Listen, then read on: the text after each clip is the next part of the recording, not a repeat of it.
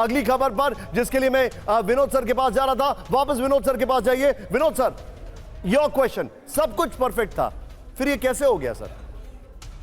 देखिए निशांत जी, बहुत ही स्पष्ट तरीके से और संक्षेप में मैं कहना चाह रहा हूं, एरोप्लेन अब एक इंजन में उड़ने की क्षमता रखता है सर। और ये अगर मैं गलत नहीं हूं Vinod sir, I am sorry, ये जो एयरक्राफ्ट है इसके बारे में मैं अभी बताने वाला हूं। इस एयरक्राफ्ट की तारीफ ही यही है कि it is basically an aircraft जिसमें आप हर चीज का एक सोल्यूशन है। There is a backup for everything. 3 backups, not 2 backups, 3 backups for everything except the engine, जो 2 हैं, बट एक इंजन सक्षम है पूरे लोड के साथ उड़ने में। सो निशांत जी, ये जिस तरह से सिंक किया है, ये 2 ही रीजन से हो सकता है। या तो दोनों इंजन चला गया हो, जब आपके पास दोनों इंजन नहीं है तो आप एक कटी पतंग हैं। दूसरा रीजन, आपका फ्लैप्स ऊपर गया हो। तो मैंने इसके जब क्लोज इन जूम इन करके देखा मैंने इस वीडियो को, मुझे फ्लैप्स नीचे की तरफ नजर नहीं आया, और फ्लैप्स बहुत स्पष्ट तरीके से नीचे की तरफ नजर आता है। फ्लैप्स ऊपर क्यों जाता है, ये अपने आप में एक सवाल है, क्योंकि फ्लैप्स को ऊपर करने का हाइट ये नहीं है। फ्लैप्स को ऊपर करने का हाइट लगभग 400, 500, 600 फीट ऊपर है। तो फ्लैप्स इतने नीचे कोई ऊपर नहीं करता है। इलेक्ट्रिकल भी हो सकता है, कोई और रीजन भी हो सकता है, या दोनों इंजन गया हो।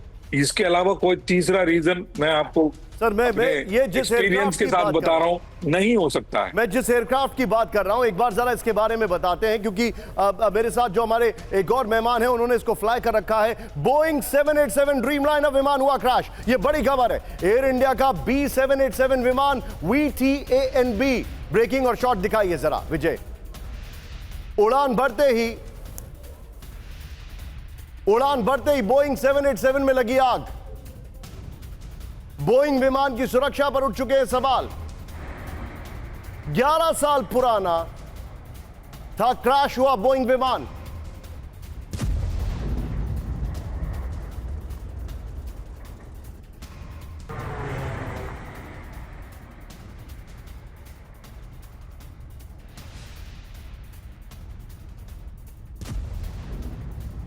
चलिए, मेरे साथ हमारे दूसरे मेहमान मौजूद हैं, मैं उनके पास चलूंगा। सर, मैं आपसे ये समझना चाहूंगा, आपने कहा मुझे थोड़ी देर पहले कि ये विमान सेफेस्ट होता है।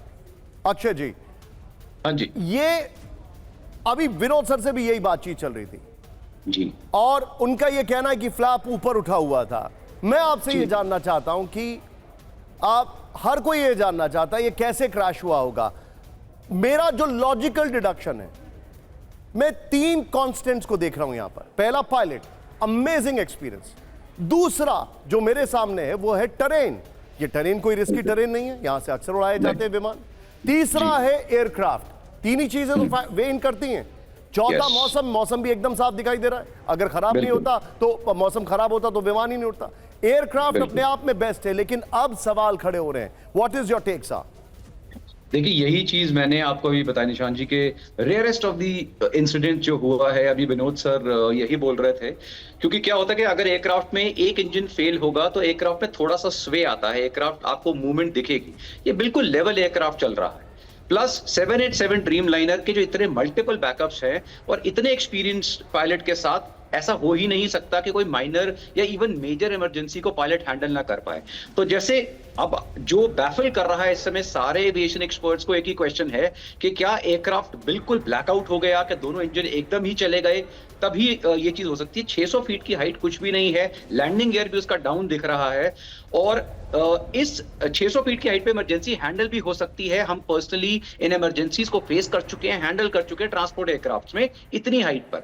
लेकिन अगर दोनों एयरक्राफ्ट चले गए, जैसे हमने बताया, फिर वो एक डेड डक की तरह नीचे आता है एयरक्राफ्ट। और यही एक चीज है, इसका मतलब है बैकअप सिस्टम्स फेल हो गए, वो काम नहीं करे। इसका मतलब है कोई मेजर इलेक्ट्रॉनिक बिग मैल फंक्शन हुआ है, जिससे वर्चुअली पायलट के हाथ से एयरक्राफ्ट का कंट्रोल ही चला गया है। तो उन्होंने पूरी कोशिश करी है कि एयरक्राफ्ट को किसी भी तरह से कंट्रोल डिसेंड करके लैंड कराया जाए, लेकिन आसपास रिहायशी इलाका है। तो जैसे मैंने शुरू में भी बोला था अभी कुछ समय पहले कि इस टेरेन में तो सबसे बड़ी चीज हमें ये देखनी है कि कोई प्लेन ग्राउंड मिल जाए, वो भी बहुत रेयर है, क्योंकि डिस्टेंस ही कुछ नहीं था। 600 फीट में कितना डिस्टेंस आप ट्रैवल कर लेंगे।